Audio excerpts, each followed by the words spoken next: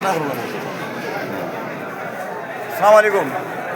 প্রথমে আমি হাইলাকান্দি পদযাত্রীর পক্ষ হইতে বিশেষভাবে আমার মেবি শামসুল ভাইয়ের ধন্যবাদ জানাই। আর দীর্ঘদিন এই রেল সুরক্ষা সমিতির লগে জড়িত আন্দোলন করিয়া রেলের ব্যবস্থা করছেন এবং হাইলাকান্দি থেকে প্রথম এটা ইতিহাস পদযাত্রী সকল ক্যালকাটা যাওয়ার সুযোগ সুবিধা পাইছে।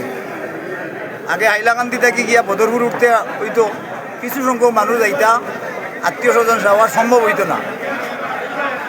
কালকে গিয়া আমার নেভি শামসুল ভাই রাত্রে রেলর ম্যানেজারের লগে অফিসারের লগে মাতকতা করিয়া তারার বসার তাকার একটা সুবন্দোবস্ত করছেন। আমি হাজি সাহেবগুলোর হইয়ার যে আপনারা মক্কা মদিনাত গিয়া শুধু শামসুল ভাই নাই সারা দেশের লাগি দোয়া করবা, বিশেষ করি এই ভদ্রলোকে দোয়া করবা যাহাতে আগামী দিনে এটা বিরাট ভালো ব্যবস্থা করিয়া রেলর অফিসার লগে জেলা প্রশাসন পুলিশ প্রশাসনের লগে মিলিয়া এটা বন্দোবস্ত করা যায়।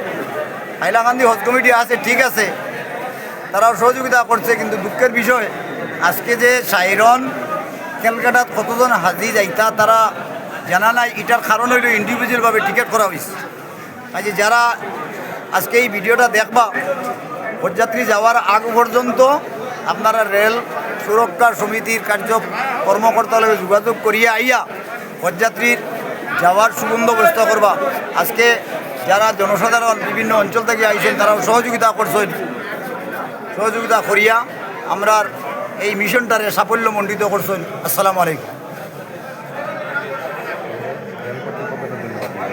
আর বিশেষভাবে আমি রেল কর্তৃপক্ষের একটা ধন্যবাদ জানাই। আর তারা যে আমরা লোকের সহযোগিতার হাত বাড়াইছেন, আগামী দিনে আরও সুন্দর হইব আশা রাখি। ধন্যবাদ। বর্তমানে আমরা হাইলাকান্দি রেল স্টেশনে আছি। হজযাত্রীরা বর্তমানে এখানে বসে আছেন। এই স্টেশনে কোনো ওয়েটিং রুম না থাকার কারণে বসার জন্য কোনো সুবন্দোবস্ত নাই। রেলযাত্রী অধিকার সুরক্ষা সমিতির পক্ষ থেকে ওনাদের বসার ব্যবস্থা করা হয়েছে এখানে, এবং তাদের সঙ্গে দেখা করার জন্য অগণিত মানুষ এসে মোলাকাত করছেন। এরা পবিত্র হজ পালন করার জন্য মক্কা শরীফে গমন করবেন। এই সওয়াব হাসিল করার জন্য অনেক লোক এখানে এসেছেন ওনাদের সঙ্গে দেখা করার জন্যে। প্রাক্তন বিধায়ক আমাদের এখানে আছেন প্রাক্তন বিধায়ক আনোয়ার হোসেন লস্কর সাহেবও, উনিও এখানে এসেছেন। আর সঙ্গে আলহাজ নাসিরউদ্দিন সাহেব আমাদের এই ব্যবস্থাপনায় অত্যন্ত সহযোগিতা করেছেন। মানুষকে শৃঙ্খলাবদ্ধভাবে এখানে বসানো এবং মোলাকাত করার ব্যবস্থা করেছেন। ওনার বলিষ্ঠ পদক্ষেপের জন্য আমরা এইসব সুন্দরভাবে করতে পারছি।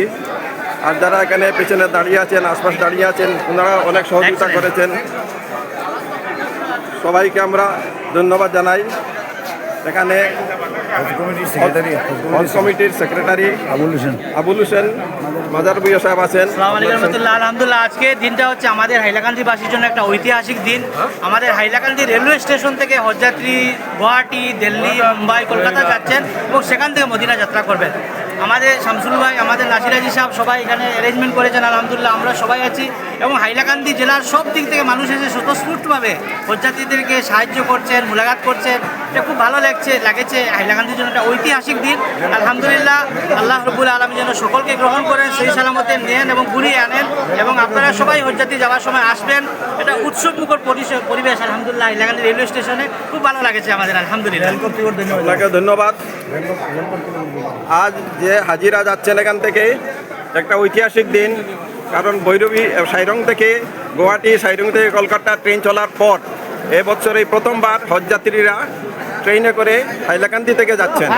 তার আগে হজযাত্রীরা কেউ গুয়াহাটি থেকে ট্রেন ধরতেন, গুয়াহাটি থেকে ফ্লাইট ধরতেন, বদরপুর থেকে কেউ ট্রেন ধরতেন, এরকম করতে হতো। তাতে মানুষের অনেক পেরেশানি হতো, অনেক খরচ হতো। আজ এই সুযোগ আমরা পেয়েছি, এটা আমাদের সৌভাগ্য। এবং এই হজযাত্রীরা আজকে এই ইতিহাস রচনা করছেন।